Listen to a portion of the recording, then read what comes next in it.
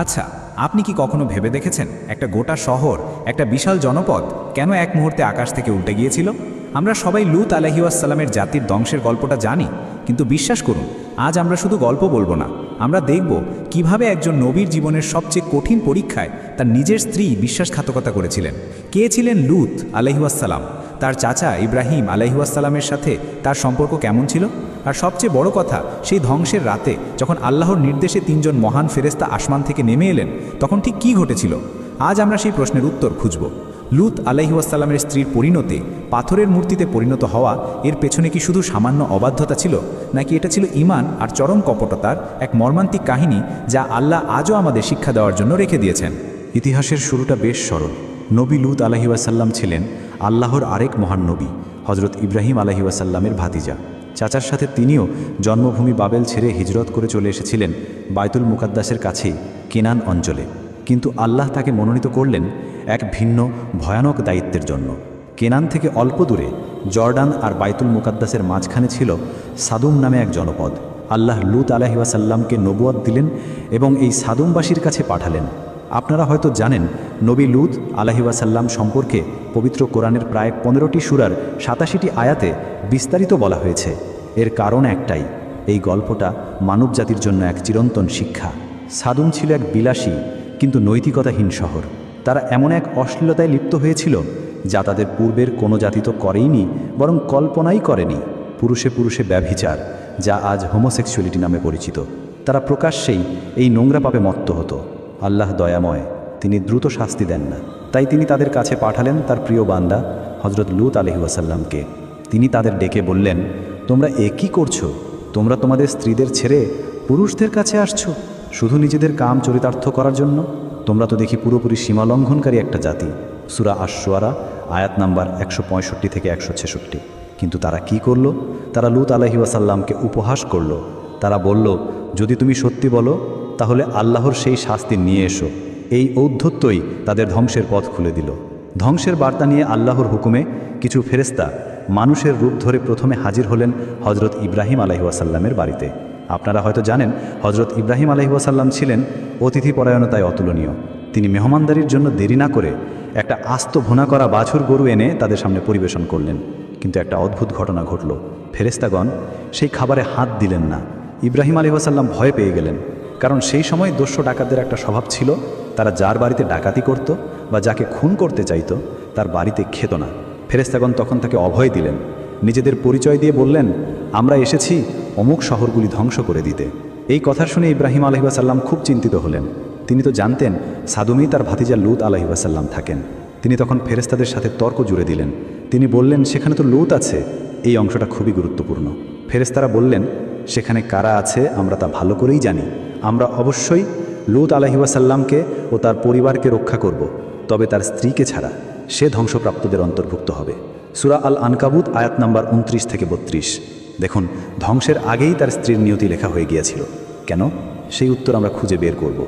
এরপর ফেরেশতারা ইব্রাহিম দম্পতিকে ইসহাক আলাইহিসসালামের জন্মের সুসংবাদ দিলেন এবং কেনান থেকে বিদায় নিলেন। কেনান থেকে বিদায় নিয়ে সেই ফেরেশতারা মানুষের রূপে, অত্যন্ত সুদর্শন নওজোয়ান রূপে সাদুম নগরীতে লূত আলাইহিসসালামের গৃহে হাজির হলেন। আল্লাহ শেষ মুহূর্ত পর্যন্ত এই জাতিকে পরীক্ষা নিতে চেয়েছিলেন। কেমন ছিল সেই পরীক্ষা? সাদুমবাসীরা যখন জানতে পারল যে লূত আলাইহিসসালামের বাড়িতে সুদর্শন কয়েকজন নওজোয়ান এসেছে, তখন তারা খুশিতে আত্মহারা হয়ে সেই বাড়ির দিকে ছুটে এলো। লূত আলাইহিসসালাম তো অতিথিদের দেখেই চরম উদ্বেগে পড়ে গেলেন। তিনি তার জাতির জঘন্য চরিত্র জানতেন। তিনি তাদের অনুরোধ করে বললেন, তোমরা আল্লাহকে ভয় করো, আমার অতিথিদের ব্যাপারে তোমরা আমাকে লজ্জিত করো না। তোমাদের মধ্যে কি একজনও ভালো মানুষ নেই? সূরা হুদ আয়াত নাম্বার 78। কিন্তু তারা কোনো কথাই শুনল না। তারা দরজা ভেঙে ঘরে ঢোকার উপক্রম করল।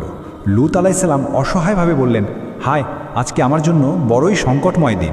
তিনি আক্ষেপ করে বললেন, হায়, যদি তোমাদের বিরুদ্ধে আমার কোনো শক্তি থাকতো, অথবা আমি কোনো সুদৃঢ় আশ্রয় পেতাম। আর ঠিক সেই চরম মুহূর্তে ঘটল ভিতরের বিশ্বাসঘাতকতা।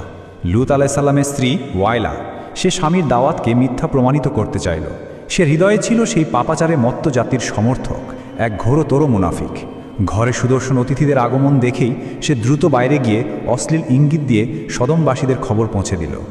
এই মুহূর্তটাই ছিল তার জীবনের সবচেয়ে বড় পাপ। এবার ফেরেশতাগণ আত্মপরিচয় দিলেন।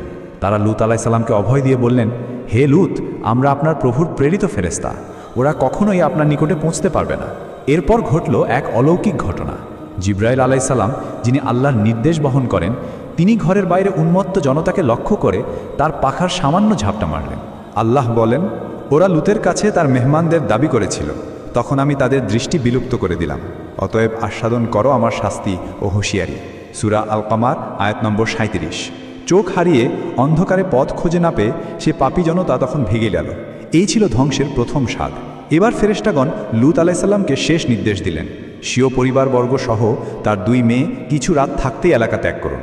আর সবচেয়ে গুরুত্বপূর্ণ শর্ত, কেউ যেন পিছনে ফিরে না তাকায়, তবে আপনার বৃদ্ধা স্ত্রী ব্যতীত। নিশ্চয়ই তার উপর ওই গজব আপতিত হবে যা ওদের উপরে হবে।